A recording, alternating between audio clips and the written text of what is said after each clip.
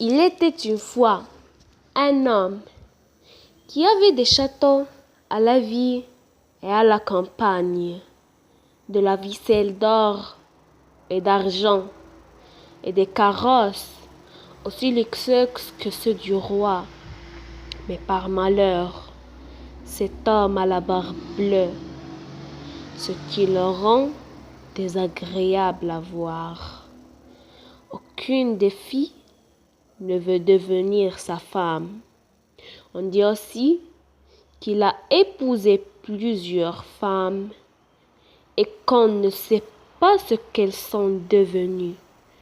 Une de ses voisines a 2 filles fortes, belles.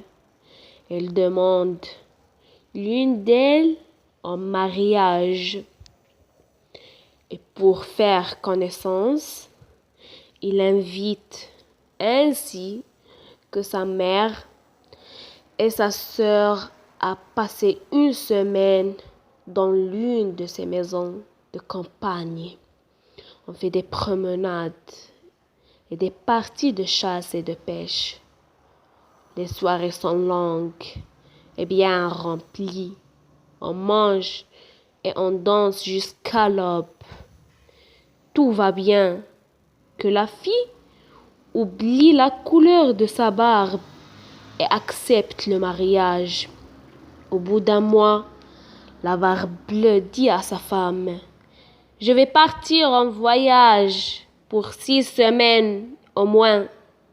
Pendant mon absence, je voudrais que tu t'amuses bien avec tes amis. Voilà la clé qui ouvre tous les appartements. Voilà celle des coffres forts.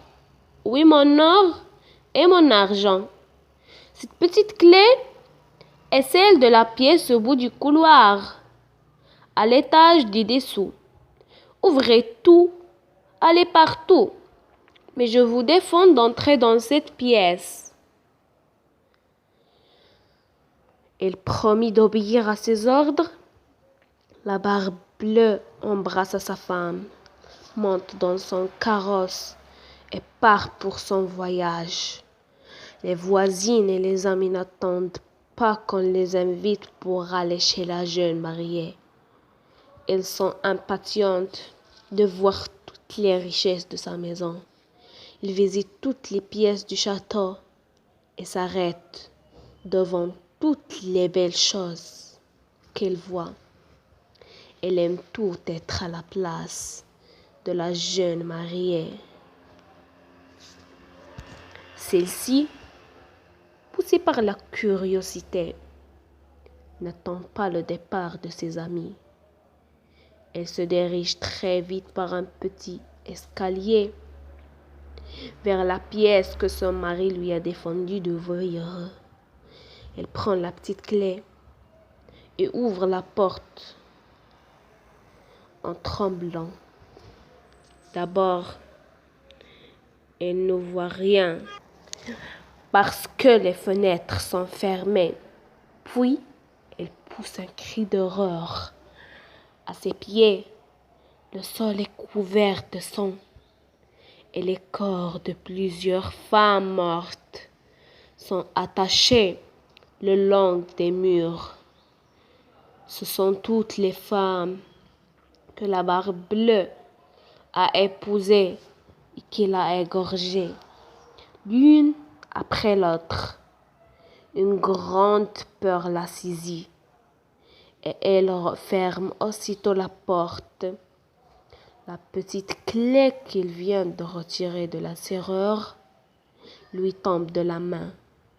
Elle la ramasse et monte dans sa chambre. Pour se calmer, il remarque alors que la clé qu'il tient est tachée de sang.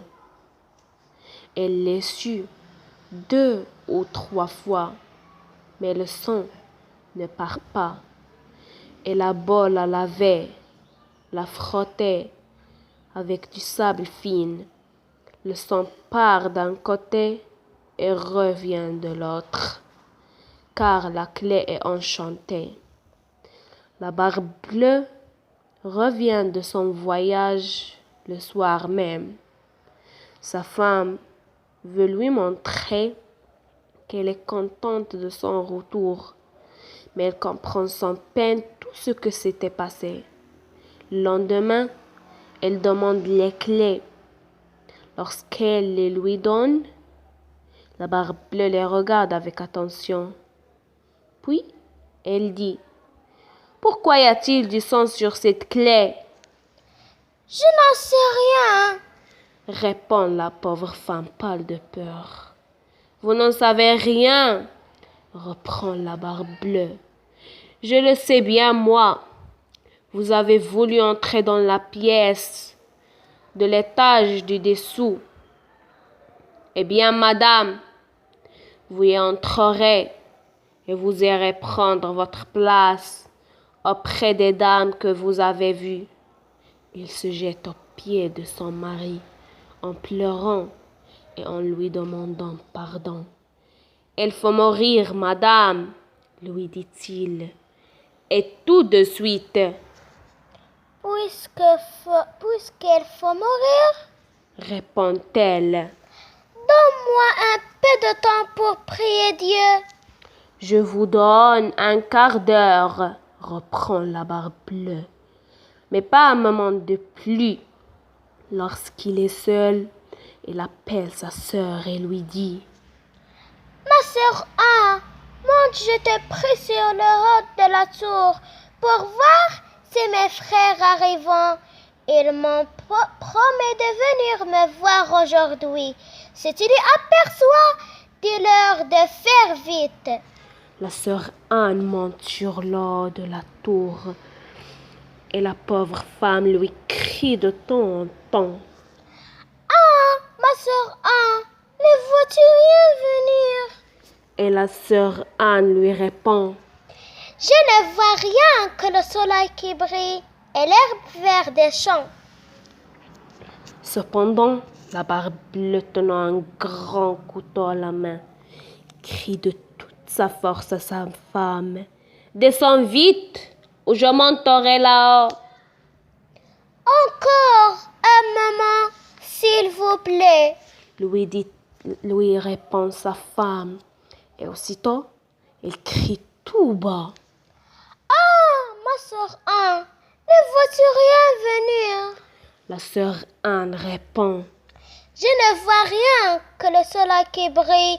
et l'herbe verte des champs. » « Descends donc vite, » crie la Barbe Bleue, « ou je monterai là-haut. » « Je m'en vais, » répond la pauvre femme, puis elle crie de nouveau: « Ah, ma sœur Anne, ne vois-tu rien venir? »« Je vois, » répond-elle. « des cavaliers qui viennent dans un nuage de poussière. Ce sont mes frères. » La pauvre femme descend et va se jeter aux pieds de son mari, qu'elle la prend par les cheveux pour lui trancher la tête. À ce moment, la porte s'ouvre et on voit deux cavaliers qui courent droit à la Barbe Bleue. Ils lui passent leur épée à travers le corps et le laissent mort. La pauvre femme se lève avec beaucoup de peine et embrasse ses frères. Tous les biens de la Barbe Bleue lui appartiennent à présent. Il emploie une partie de sa fortune à marier sa sœur.